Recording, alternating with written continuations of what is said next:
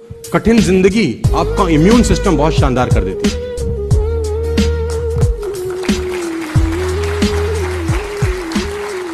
Don't take me wrong, झोपड़ी में रहने वाला लड़का 3 साल का बिना कपड़े के सर्दी में कुछ नहीं होता उसको।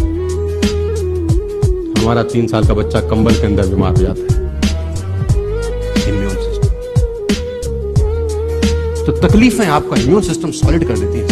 नहीं माय डियर फ्रेंड्स, टाइम सबके पास वही है यार। इसी 24 घंटे के अंदर अब्दुल कलाम हो गए यार, इसी 24 घंटे के अंदर तेंदुलकर हो गए, लता मंगेशकर हो गए, और दुनिया भर के एग्जाम्पल है। तुम्हारे पास भी वही 24।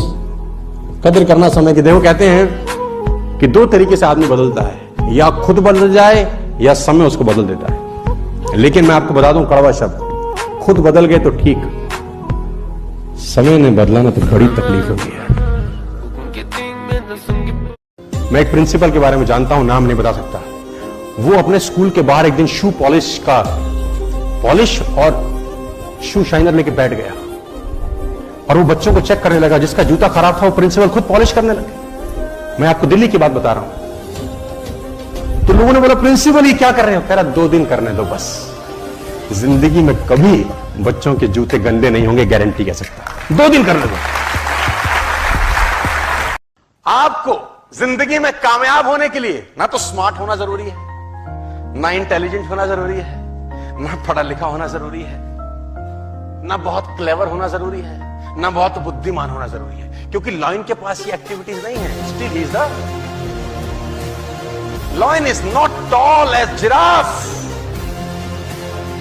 Not heaviest than a elephant, not clever than a fox, still he rules the jungle. और समझना पड़ेगा कि ऐसा क्यों, क्योंकि लाइन है लाइन है इसका एटीट्यूड बड़ा शानदार है। कहते हैं एक अंधे से किसी ने पूछा क्या बुरा है अंधे होने से भी ज्यादा? भगवान ने तुझे आंखें ही नहीं दी, तेरे साथ तो बहुत बेरहमी वाला काम किया।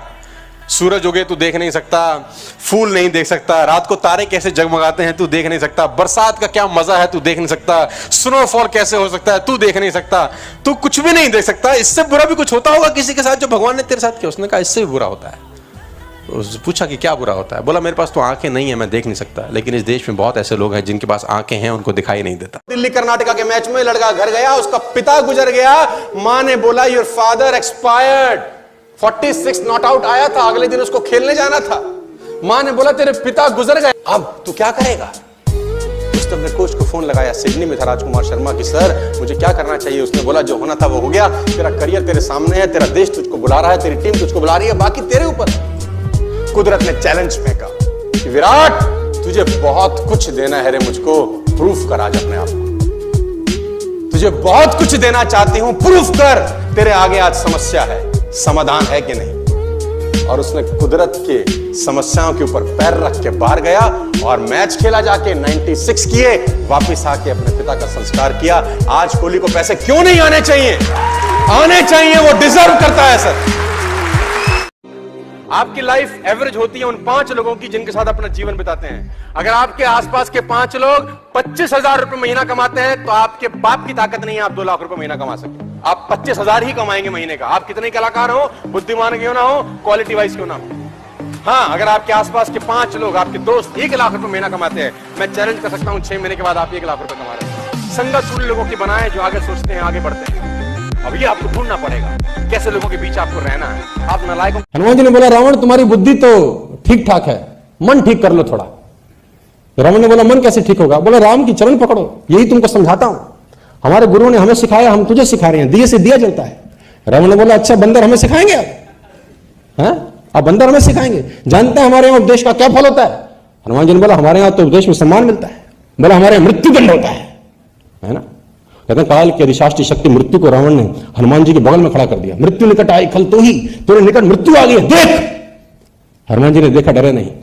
बोले रावण मृत्यु निकट मेरे जरूर खड़ी है, देख तुझे रही है। तो रावण ने बोला खड़ी तेरे पास है, देख मुझे क्यों रही है? कह रहा मुझसे तो पूछने आई है कि अभी रुकना है कि अभी मामला साफ कर दूं? तो हम तो रोके हुए हैं, कि अभी समझा रहे हैं, मान जाए तो मान जाए, नहीं तो बाद में जो होना है वो तो होगा ही। सबसे बड़ा जानवर कौन होता है लंबाई में? Giraffe, right. बड़े में शायद हाथी, हिप्पोपोटामस बोल सकते हैं आप। सबसे फुर्तीला कौन होता है? चीता। सबसे क्लेवर कौन होता है? लेकिन साला इनमें से कोई राजा नहीं होता ना, तो ये क्वालिटीज चाहिए ही नहीं ना रूल करने के लिए। राजा कौन होता है? उसमें ऐसी कोई क्वालिटी नहीं है, ना ऊंचा है, ना भारी है, ना फुर्तीला है, ना क्लेवर है। उसमें एक आदत है जो किसी में नहीं है, उसमें एक अदा है जो किसी में नहीं है, उसमें क्वालिटी है जो किसी में नहीं है। इसका साले का बिलीफ सिस्टम बड़ा गजब है। इससे किसी ने पूछा कि तू राजा क्यों है, तेरे में तो कैसी कोई क्वालिटी नहीं। क्या बोलता है? बोला मुझे लगता है मैं राजा हूं, इसलिए मैं राजा हूं। मुझे लगता है मैं राजा हूं।